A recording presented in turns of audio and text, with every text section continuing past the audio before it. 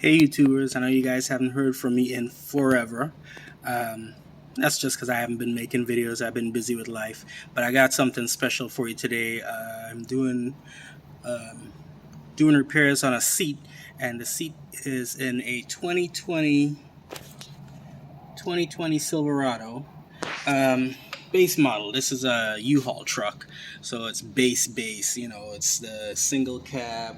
It's got alloy wheels, short bed, two-wheel drive, but no power seats or anything like that. But the harness that plugs into the seat from the body of the vehicle, it looks the same. It's just that on the power seats, there's more wires going into it, and if you get the heated seats and all that.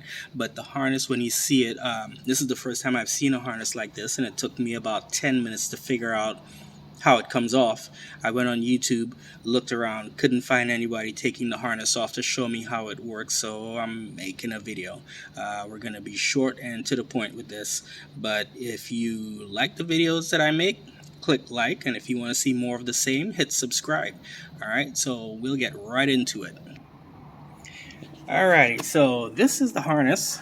Like I said, this is a base truck. It's got the rubber on the floor. It doesn't even have floor mats. And then there's 4 T10 Torx, one in each corner of the seat to remove it. And then there's a wiring harness that comes down, and it comes to this big plug here. First time I've ever seen one of these plugs. This is, I guess, is a new GM style, and as you can see, there's maybe 4 or 5 wires coming out of it. Basic seat. If you get a power seat, then it will have more wires coming out of it, but it will still be the same plug. So this plug, when you look at it, it doesn't really look like anything else you've seen. It doesn't have the little tabs that you'd squeeze in, and then it has this wheel right here. And this wheel right here, I was looking at it, and I took a screwdriver, and I thought maybe I could push this wheel to remove the tabs. That's not how it works. So really simple. Once I figured out how it works, it's actually kind of cool. I like it. So first thing you do, this little red tab, you pull this away from the little white wheel here, like so. See, there's a little indent there, and the tab was in there, like so. And then over here, you see this part here, that can squeeze in, and it'll squeeze in, it'll make a definite click. You squeeze it in, and then once it clicks, you just pull it up to the white wheel, and see, as you pull it up, the wheel rotates. And then once you've done that, the plug comes out, and that's all it is. And then putting it back together, you just push it back in, make sure it's all the way in.